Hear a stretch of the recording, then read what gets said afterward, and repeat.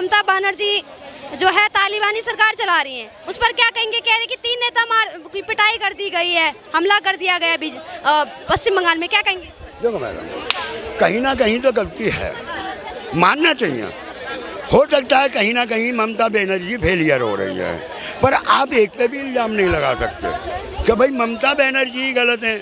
तुम्हें ममता बनर्जी के राज्य में ऐसा हुआ, तुम्हें वो दिखाई दे रहा है कि बंगाल में आग लग रही है और बंगाल में ये हो रहा है, बंगाल में वो हो रहा है।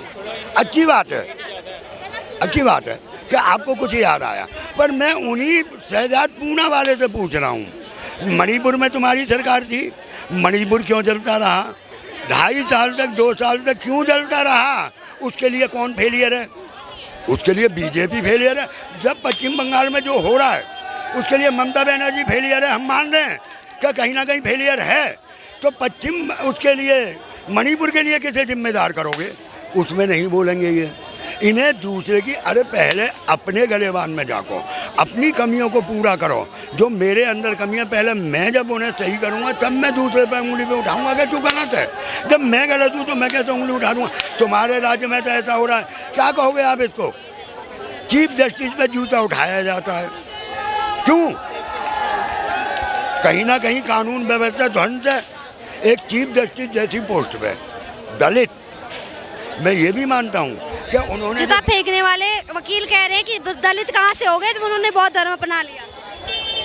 देखो मैडम, मैं इस बात से भी सहमत हूँ कि गोगोई साहब को, चीफ जस्टिस को, ऐसा बयान नहीं देना चाहिए था जो उन्होंने भगवान विष्णु के बारे में कहा। भाई हिंदुओं की भावना आहत होती है, फिर उस पर केस क्यों नहीं? उस पर केस करना चाहिए, उसे सत्य से। आज उसकी हिम्मत हुई, आज उसकी हिम्मत हुई तो कल किसी और की भी हिम्मत पड़ेगी चीफ जस्टिस पे, या मर्जी आज जिस पर जूता उठा लेना, नेता पे है या बड़े बड़े सरकारियों पे। तो चलते रहे हैं, ये पहली बार, सीजेआई पे पहली बार। पर हिंदुस्तान के इतिहास में 75 साल की आज़ादी के इतिहास में ये पहला वाकया है कि चीफ जस्टिस पे जूता उठाया गया। और इससे बढ़िया है कि आप, और एक बात और मैं बोल दूं, आज तक 3 तलाक आया, धारा 370 आई, मुसलमानों के विपक्ष में कई फैसले आए, जैसे वक्फ बोर्ड का वगैरह वगैरह। किसी मुसलमान ने किसी जज पर जूता नहीं उठाया, नहीं तो भावना तो उनकी भी आहत हुई थी, पर उन्होंने ऐसा कुछ भी नहीं किया।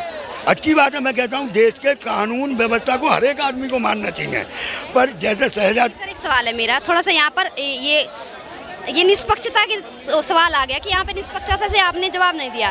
एक सवाल है, क्या किसी जज द्वारा आज तक किसी भी नबी को या किसी अन्य मजहब के किसी भी जिन पर वो आस्था रखते हैं उनको कुछ कहा गया, जिस तरह से हिंदू धर्म में कहा गया है, हिंदू विष्णु को कहा था, आस्था पे कभी कोई टिप्पणी नहीं होनी चाहिए। जूता उठाना सलूशन नहीं है, बिल्कुल बिल्कुल तरीका बिल्कुल गलत होता है मैडम। अपनी बात रखने के लिए तो हिंदुस्तान में तुम्हें आंदोलन से या तुम्हें धरना प्रदर्शन से किसी ने रोका है? किसी ने रोका? किसी ने नहीं रोका।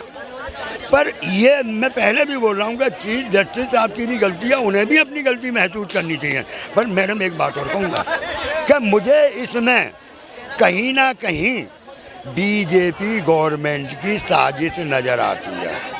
प्रधानमंत्री मोदी तो खुद कह रहे थे कि ये बड़ी आहत करने वाली घटना है, तो कार्रवाई क्यों नहीं? कार्रवाई क्यों नहीं? क्या कार्रवाई होनी चाहिए? कार्रवाई, ऐसे आदमी को सख्त से सख्त सजा देनी चाहिए। अगर मोदी जी पे भी 72 वर्षीय एडवोकेट को क्या सजा दे सकते हैं? तो अगर वो 72 वर्षीय एडवोकेट है तो वो कुछ भी कर लेगा।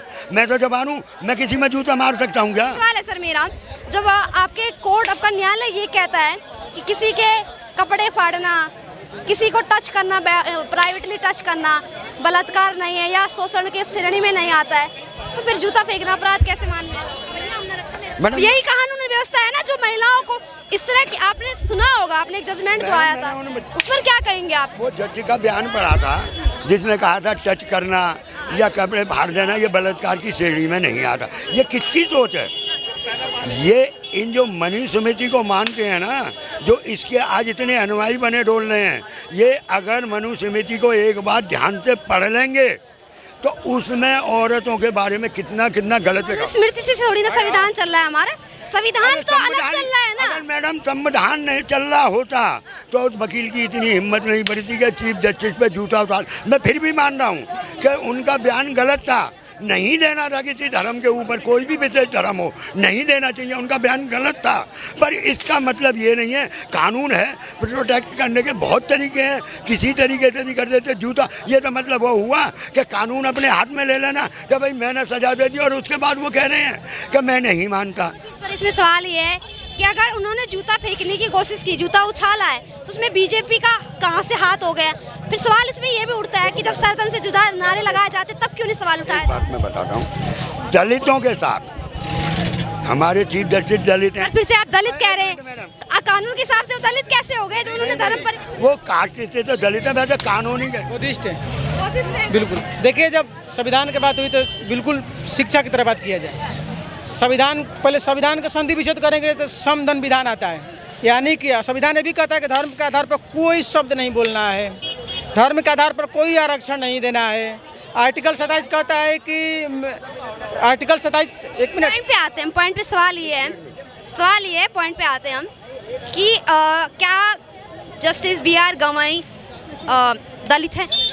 नहीं है, बुद्धिस्ट है वो, और वो भी सर्वोच्च नागरिक, सर्वोच्च सम्मान पर बैठा हुआ भारत का तीसरा सर्वोच्च नागरिक है। पहला में राष्ट्रपति आते हैं, दूसरा में प्रधानमंत्री, तीसरा में चीफ जस्टिस आते हैं। और दोनों लोग गलती है, पहला जो 16 तारीख की है वो गलती है, जो दूसरा जो 5 तारीख की है वो भी गलती है। क्योंकि जब संविधान कहता है कि धार्मिक आधार पर कोई किसी को भी टिप्पणी नहीं करना है, तो आपको सर पता है कि टिप्पणी नहीं करना है, तो छोटा भी गलती की है। ऐसा DY चंद्रचूड़ का है। एक बात करूँ, आज क्या हो रहा है, आज यूपी में, अगर ये रिपोर्ट देखी हो, अगर टेलीविज़न देख के कहते हैं ना, तो मुझे नहीं मालूम। अगर आप RTR दाखिल कर लो, आज क्राइम में और दलितों के पीड़ित आज यूपी नंबर 1 है। आज भी रिकॉर्ड है कि दलितों को घोड़ी पे चढ़ के ठाकुरों के दरवाजे से नहीं निकलने देते। इसके लिए कानून बना हुआ है ना सर, ST एक्ट। अरे काय का कानून मैडम, जब कानून को मानने वाले ही ऐसे हैं जो ऐसा चाहते हैं, तो क्या का कानून है? कानून की अकॉर्डिंग कार्रवाई नहीं मैडम। क्या जो अभी इतनी असंतुलन था उसमें क्या सुधार नहीं हो रहे? अभी कानून की मैं बात बता देता हूँ।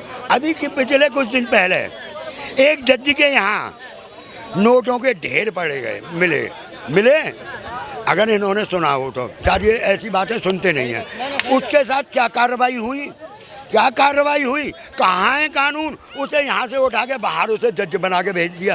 क्यों भाई? या वो पैसा इन नेताओं का था क्या? कहाँ था? किसका पैसा था वो? या जज का था? तो जब मानता मैं कानून को कि उसके ऊपर भी कार्रवाई होती, उसके ऊपर कार्रवाई क्यों नहीं हुई? बिल्कुल जायज़ सवाल है।